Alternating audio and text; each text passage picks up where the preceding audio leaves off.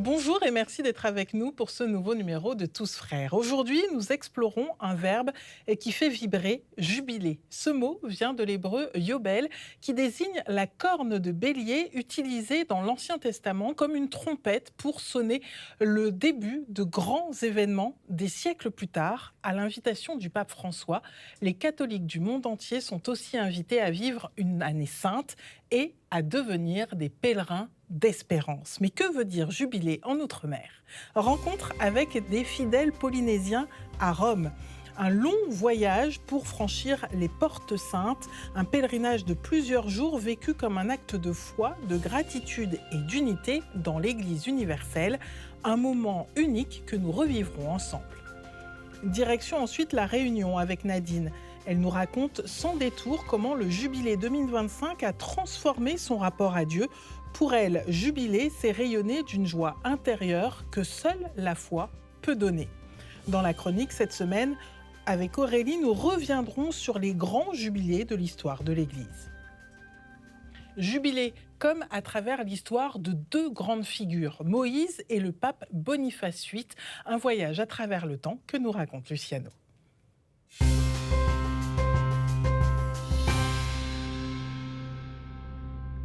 Jubilé, comme le fait l'Église. Remontons le fil du temps et allons à la découverte de 3 moments clés de cette tradition. Vers l'an 1250, avant Jésus-Christ, après que Moïse ait reçu de Dieu les 10 commandements sur le mont Sinaï, voici qu'il annonce que tous les 50 ans sera proclamée une année jubilaire. Vous ferez de la 50e année une année sainte. Ce sera pour vous le jubilé. Dans la tradition hébraïque, le jubilé représente une année de renouvellement communautaire, marquée par l'annulation des dettes, la libération des esclaves, la restitution des terres à leurs anciens propriétaires et le repos des cultures pour favoriser leur régénération. Une année pour se consacrer à Dieu et à sa famille. C'est en 1300 qu'est institué par le pape Boniface VIII le premier jubilé officiel de l'Église catholique. Tout part d'une rumeur. Il se dit que le pape accorderait une rémission totale des péchés à tout pèlerin se rendant à la basilique Saint-Pierre de Rome durant l'année du centenaire, l'année 1300. Dans un contexte où les violences font rage dans toute l'Europe, le pape se rallie à la rumeur et proclame l'an 1300 année sainte. Les pèlerins affluent à Rome et le pape Boniface VIII accorde l'indulgence plénière durant l'année entière. Il institue la tenue d'un jubilé tous les 100 ans. C'est en 1470 que le pape Paul II mène une réflexion sur la fréquence des jubilés. Cette fréquence a déjà été modifiée de nombreuses fois. En effet, à la demande du peuple de Dieu, le pape Clément VII avait avancé le deuxième jubilé de 1400 à 1350, soit tous les 50 ans. Puis, le pape Urbain VI avait ramené cette fréquence à tous les 33 ans. Mais revenons au pape Paul II. Face au désir des pèlerins de participer plus fréquemment à ces années de grâce, il fixe la fréquence des jubilés à 25 ans.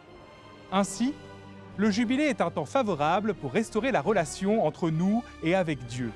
Le pape François nous a invités dans le jubilé 2025 à être des pèlerins d'espérance. Une espérance si vitale qu'on en parle encore aujourd'hui. Être pèlerin d'espérance, nous allons nous y atteler, n'est-ce pas Aurélie? Tout à fait. Bonjour Muriel. Notre première halte nous emmène donc à Rome, en Italie, pour vivre un moment fraternel inédit dans le diocèse de la Polynésie française. Oui Muriel, car pour la première fois, une délégation de 15 prêtres polynésiens s'est rendue à Rome, notamment ici, sur l'incontournable place Saint-Pierre du Vatican. Revenons à la base, si vous voulez bien Aurélie. Pouvez-vous nous expliquer ce que jubiler veut dire exactement? Alors, le verbe jubiler signifie pousser des cris de joie. Eh bien, vous allez entendre cette joie, notamment à travers les voix des pèlerins polynésiens que nous avons rencontrés et qui se sont également rendus à Rome. Ils ont pu passer les portes saintes des 4 basiliques majeures de Rome. Ce passage est indispensable pendant les pèlerinages jubilaires. Et cette année, une 5e porte sainte a été exceptionnellement ouverte. C'est celle de la prison de Rebibbia, toujours à Rome. Rome, un symbole de miséricorde souhaité par le pape François. Ce reportage vaut le détour. Le pape Léon XIV lui-même a reçu ces colliers polynésiens, un événement exceptionnel pour le Fénois et pour tout l'outre-mer. Reportage de Thomas Somaro.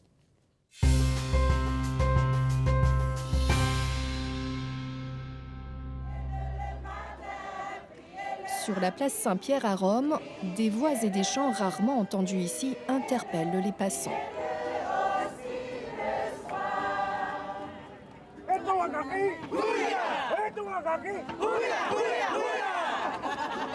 C'est inné chez nous, on a tout le temps le sourire du coup. Pouvoir participer avec d'autres pèlerins, c'est génial, c'est merveilleux, que du bonheur.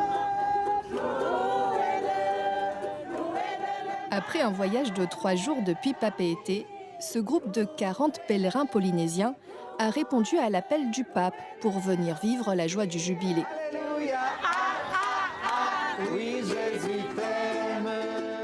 Agostino, le guide italien, vit lui aussi un pèlerinage très particulier. Ils ont la pêche, ils ont vraiment la joie de vivre. Et je crois que c'est un peuple, enfin je le découvre, je ne connaissais pas les Tahitiens, mais je crois que c'est des personnes qui sont pleines de Dieu. Et moi je suis privilégié d'être avec eux pour ce pèlerinage. Au programme, la procession et la visite de la basilique Saint-Pierre, l'église catholique la plus grande au monde. Pour Pierre, diacre de Polynésie et organisateur du pèlerinage, l'objectif est de clôturer cette année sainte en véritable pèlerin d'espérance. C'est plus cette démarche d'approfondir leur foi en ce Dieu d'amour qui nous invite à se mettre debout et à marcher ensemble vers le Christ, vers cette espérance, se tendre vers le bonheur que Dieu nous donne. On est loin à la Polynésie, mais on est aussi soucieux de ceux qui souffrent et donc on apporte un peu dans notre prière la joie de l'espérance. Au cœur de la démarche jubilaire, le passage des portes saintes des basiliques majeures est une étape essentielle. Pendant cette année, près de 20 000 catholiques sont venus chaque jour vivre ce moment bouleversant. C'est vraiment une émotion immense. C'est un chemin que je fais pour moi-même déjà et pour me sanctifier, pour être encore plus allé vers Jésus. Un pèlerinage qui se partage aussi avec le Fénois. Ceux qui sont venus aujourd'hui sont investis d'une mission. Dans cette démarche de l'espérance pour ceux qui ne peuvent pas venir, et certains nous donnent des intentions que nous portons, c'est comme si on les emporte aussi dans nos valises. La première année jubilaire a été proclamée à Rome au XIVe siècle par le pape Boniface VIII. La cité du Vatican abrite 4 basiliques majeures, Saint-Pierre, Saint-Jean-de-Latran, Saint-Paul-hors-les-Murs et Sainte-Marie majeure, et chacune d'entre elles a sa porte sainte. Lors d'années jubilaires, ces 4 portes, habituellement fermées, sont ouvertes pour les pèlerins du monde entier. Visiter ces basiliques est une tradition ancienne de pèlerinage effectuée par les habitants de Rome. Beaucoup venaient pour obtenir l'indulgence plénière, l'effacement des conséquences de tout péché. Aujourd'hui, c'est dans une démarche de conversion que les catholiques se rendent à Rome pendant l'année jubilaire. Retour sur la place Saint-Pierre, où les catholiques attendent le rendez-vous du mercredi matin, l'audience papale à laquelle assiste une délégation de 15 prêtres polynésiens et leur évêque. Nous nous unissons à vous, chers Polynésiens, soyons des pèlerins d'espérance, et c'est l'espérance qui nous fait vivre. À tous, Maruru et Maruru. En cette année, nous avons voulu être des pèlerins d'espérance en vivant ce déplacement de la Polynésie jusqu'ici. Et c'est une démarche intérieure de prière, dans la foi, dans l'amour et dans l'espérance. Jubiler ensemble dans l'espérance de la foi chrétienne, cette année jubilaire proclamée par le pape François est aujourd'hui portée par le pape Léon XIV et les prêtres polynésiens ont eu la chance de pouvoir lui donner quelques souvenirs du Fénois. C'est la rencontre avec l'universalité de l'Église. C'est la rencontre d'une foi qui rassemble des gens de toutes langues, peuples, nations. Et pour moi, dans un temps où on se referme sur soi, où on se fait de plus en plus la guerre quand on n'est pas d'accord, c'est un beau signe d'espérance que nous devons donner au monde. la rencontre avec le Saint-Père nous permet de fortifier notre foi en l'Église. Quand on est loin, comme nous, en Polynésie, de savoir que même si on est petit, même si on est loin, on fait partie de cette Église qui est menée par un successeur de Saint-Pierre. Je ne peux pas décrire voilà, cette rencontre, ça dépasse. Le fait de serrer à la main du Saint-Père jusqu'au point de ne pas le lâcher. Ouais, et on va dire c'est vraiment le succès de Saint-Pierre. Hein. Une joie immense m'a rempli entièrement. Du côté des pèlerins aussi, l'émotion est vive. Margaret est encore émue par cette rencontre inoubliable. Quand c'était arrivé le moment que le pape arrive, il est passé devant nous pour longer le chemin et il est repassé une deuxième fois. Quelle grâce! Moi, personnellement, j'avais les larmes aux yeux parce que quand j'ai quitté Tahiti, je suis venue avec toute ma famille, toute ma paroisse, toutes les personnes qui m'ont demandé de penser à eux dans notre pèlerinage. Toutes ces émotions que nous avons eues, on les partagera avec eux ce soir, dès qu'on va rentrer à l'hôtel, qu'on va les faire voyager avec nous pendant tout ce pèlerinage. Revenus à la source de leur foi, les pèlerins polynésiens poursuivront cet élan empli d'espérance en rentrant au Fénois. Le prochain jubilé ordinaire aura lieu en 2050.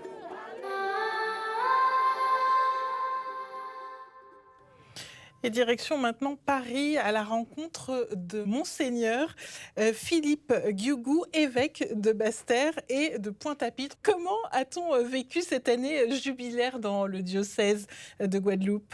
Oui, bonjour à tous. Voilà, une année en fait qui a commencé dès le 28 décembre avec l'ouverture des portes. Hein. Et donc tous les diocèses sont entrés en jubilé, ce que nous avons fait.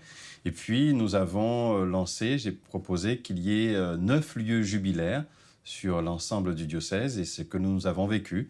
Donc nous avons démarré ensemble et puis petit à petit par ce que j'ai appelé, je pourrais l'expliquer, les samedis jubilaires. Et à chaque fois, tous les 1 mois et demi, il y a un temps fort dans notre diocèse. Et c'est comme ça que vous guidez justement les catholiques dans cette démarche jubilaire en ayant des actions concrètes tout au long de cette année? Voilà, en ayant ces différents lieux, nous avons permis aux fidèles de se rassembler, donc à la fois en semaine, hein, puisqu'il y avait une proposition pour chaque lieu en semaine, et puis surtout un système de temps fort. Donc dans ces samedis jubilaires qui sont identiques, c'est un lieu où on vient avoir un enseignement, on vient prier, vivre la confession, vivre un temps d'échange, un temps de partage. Eh bien, ces différents temps jubilaires ont permis que l'ensemble, petit à petit, l'ensemble des pèlerins, l'ensemble des fidèles, en fait, se sont mis en route pour vivre cette année jubilaire. Justement, est-ce que vous pouvez nous parler d'un moment en particulier, d'un grand moment d'espérance que vous avez vécu pendant cette année ? Alors, j'ai presque envie de dire qu'il y en a eu plusieurs. Peut-être même, je retiendrai particulièrement avec les enfants, les adolescents, où nous nous sommes réunis avec porteurs d'un handicap. Avec les enfants porteurs d'un handicap, donc avec la responsable de la catéchèse. Ça vient aussi, au bout de 2 ans, en fait, moi, en tant que nouvel évêque, j'ai sillonné le diocèse. Et puis, je me suis rendu compte que la question de l'handicap, un certain nombre de paroisses, en fait, étaient très bien formées là-dessus et d'autres non. Donc, nous avons décidé de faire, en lien avec aussi le pape, nous avons fait une journée jubilaire autour de l'handicap. Et ça a été un moment vraiment très, très, très beau de voir ces enfants rassemblés, ces catéchistes rassemblés, ces parents. Nombreux parents étaient venus. Donc, pour moi, ça a été un des moments qui m'a beaucoup marqué. Tout à l'heure, vous avez parlé de portes. Quelle est cette symbolique des portes ? On sait bien que le franchissement de la porte, c'est une démarche à la fois de foi, aussi de conversion finalement, puisqu'il y a un peu le perron, on est devant le parvis, et puis on franchit cette porte qui peut être vue comme la porte de la foi, la porte de l'espérance, comme pour nous rappeler qu'il y a une conversion à faire, il y a un franchissement dans la vie de notre foi, dans notre vie de pèlerin, notre vie de chrétien, et puis il y a un avant et un après. Et donc, derrière cette porte, si on prend la symbolique qu'on entend souvent avec le Christ, hein, qui dit je vous attends, vous frappez à la porte, et si vous êtes prêts, si vous avez votre lampe allumée, si vous êtes prêts à entrer dans le royaume, eh bien, vous serez accueillis. Donc la porte nous montre aussi qu'il y a peut-être quelque chose en nous, quelquefois, à lâcher, à quitter, pour mieux rejoindre le Seigneur qui nous attend. Et le passage des portes saintes est aussi lié au pardon. Je pense aussi à l'indulgence plénière. Pourquoi la dimension de pardon est importante pendant une année jubilaire ? Elle est importante, elle est essentielle, puisque rappelons-nous, dans l'historique, on a Lévitique qui nous rappelle que c'est une année de jachère, une année on doit reprendre un peu les choses, on doit se questionner, s'interroger sur notre vie, nous dire est-ce que la nature, il faut quelquefois la laisser un peu se reposer pour mieux qu'elle puisse mieux nous donner quelque chose. Eh bien, il y a cette invitation aussi à s'interroger sur notre propre vie, notre rapport à nous-mêmes, notre rapport à la nature, notre rapport aux autres. Et donc, c'est de l'ordre de la conversion. Et pour mieux vivre cette conversion, quoi de mieux que de se tourner vers le Dieu miséricorde. Et donc, dans la miséricorde, il y a le pardon que Dieu nous donne, parce qu'il est toujours prêt à nous donner son pardon. Comment réussir à rester dans cette démarche et à entrer dans cette jubilation avec un grand J ? En fait, c'est la force, j'ai envie de dire, de l'Église catholique, c'est-à-dire qu'elle nous fait prendre conscience qu'il y a la dimension aussi collective du salut. Certes, on peut être chez soi, à prier, à vivre sa foi, et puis on se rend compte qu'on ne peut pas la vivre seul aussi, on la vit avec d'autres. Donc c'est la force du pèlerinage, c'est la force d'ailleurs du mot ecclésia, église, rassemblement. Donc se rassembler et marcher ensemble pour nous faire prendre conscience que nous marchons dans la même direction, celle du Christ. Et donc dans cette dimension de pèlerinage, de cheminement, eh bien on entraîne d'autres avec nous ou on laisse d'autres nous entraîner. Et surtout, comme on peut avoir à l'image ou comme on peut avoir dans cette dimension de pèlerinage, la croix, nous sommes tous tournés vers la croix. Le thème de cette année jubilaire, Monseigneur, c'était « Pèlerin d'espérance ». Pourquoi l'espérance chrétienne est indispensable aujourd'hui pour les chrétiens et pour le monde ? En fait, dans sa bulle d'indiction, le pape nous le rappelle que l'espérance, c'est tout simplement le Christ lui-même, la dimension de la résurrection. Christ est ressuscité. Et comme j'aime bien dire souvent aux jeunes, lorsque le pape François a fait à la suite du synode sur les jeunes, cette petite exhortation, Christus vivit, le Christ est vivant. Donc je dis bien que je préfère même utiliser, au lieu d'utiliser le mot ressuscité, d'utiliser vivant. Donc finalement, quand on dit à quelqu'un que Christ est vivant, ça l'interpelle plus. Donc finalement, derrière l'espérance, c'est de croire que le Christ est vivant, et que nous pouvons nous adresser à lui, nous pouvons espérer en lui et croire en lui, comme celui qui nous conduit vers le Père. Donc l'espérance, c'est de dire que, eh bien, il n'y a jamais une défaite, il n'y a jamais la mort, il y a toujours quelque chose après la mort, après une déception, après une difficulté, après une maladie, après quelque chose de compliqué. Il y a encore cette espérance que le Christ est avec nous, il est là et il nous accompagne. Merci beaucoup, Monseigneur Philippe Guigou. Je rappelle que vous êtes évêque de Basse-Terre et de Pointe-à-Pitre, donc en Guadeloupe. Merci à vous. Prenons maintenant la direction de la Réunion, Aurélie, du côté de la Possession et de Saint-Denis, à la rencontre d'une femme qui a vécu cette année sainte de façon très particulière. Exactement, Muriel. Cette femme, regardez, c'est Nadine. Elle fait partie des équipes du Rosaire de la Possession.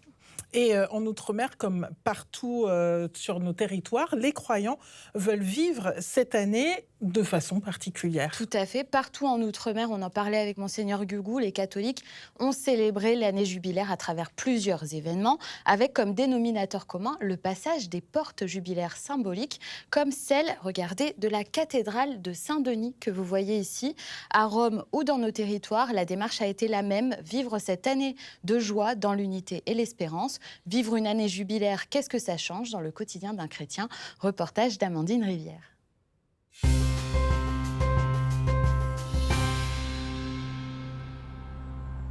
Je m'appelle Nadine, je viens d'une famille catholique, d'une maman très fervente. Cette année jubilaire, pour moi, ça a été une année de grâce. Le jour de l'élection du pape Léon XIV, nous étions sur la place Saint-Pierre. Au début, je n'étais pas trop enthousiasmée par ce pèlerinage, mais mon mari, qui ne fréquentait pas du tout l'église au début, a voulu absolument y aller. Nous avons vu la fumée blanche. Il n'y a pas plus gros cadeau que de vivre ce moment vraiment inoubliable. Après ce pèlerinage, on va à la messe en semaine, on va à la messe le dimanche, on prie ensemble. C'est une grâce. Si on a mis en exergue ce thème-là, de l'espérance, c'est en relation avec le monde dans lequel on vit. Il n'y a que du désordre, de la violence, des guerres. Notre rôle, notre mission, c'est vraiment mettre en place la paix, la joie et l'unité. Les 2 bus sont arrivés dans le cadre du Jubilé 2025, sous le thème Témoins de l'Espérance. Les équipes du Rosaire de la Rivière des Galets, d'Audane et Sainte-Thérèse ont décidé d'organiser une journée à la cathédrale de Saint-Denis. Le jubilé, j'ai fait déjà en l'an 2000. C'est un renouvellement en fait de la foi. Ça me rend heureuse parce que ça me donne cette impression de faire partie d'une très grande famille, la famille des chrétiens. Pèlerins d'espérance, on l'est tous. Et là, on est plus sensible parce qu'on est réunis en Jésus-Christ. Et donc, c'est ça qui fait notre bonheur, quoi. Nous allons faire un geste symbolique important, la traversée de la porte. Franchir la porte sainte, c'est le passage du péché vers la grâce, vers l'amour de Dieu.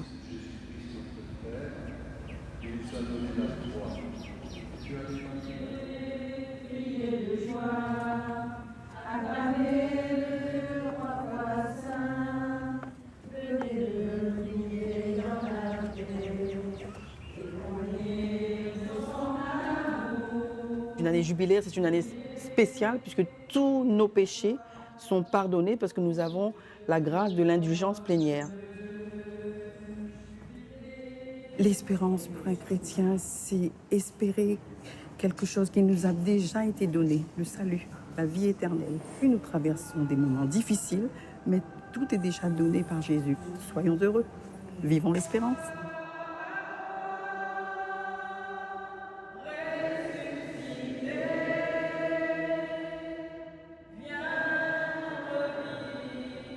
Cette année, ça a été une année vraiment magnifique. J'ai pu renforcer ma foi, vivre autrement ma foi, aller vers les autres, prier avec les autres, donner plus de temps à la prière. Je souhaite, dans 25 ans, que lors d'une année jubilaire, les catholiques, les chrétiens mèneront des actions avec ferveur. Que chaque fidèle, en dépit de nos difficultés, en dépit de ce monde actuel dans lequel nous vivons, puisse vivre les années qui nous restent dans un avenir plus joyeux, et continuer à prier pour la paix pour notre monde. Et dans la chronique cette semaine avec vous, Aurélie, nous revenons sur les grands jubilés de l'histoire de l'Église. Exactement. Alors, vous l'avez compris, pour commencer, Muriel, il y a des jubilés ordinaires qui ont lieu tous les 25 ans et les papes peuvent en proclamer d'autres, des jubilés extraordinaires comme le jubilé de la miséricorde proclamé par le pape François en 2016. C'était pour fêter les 50 ans du Concile Vatican II.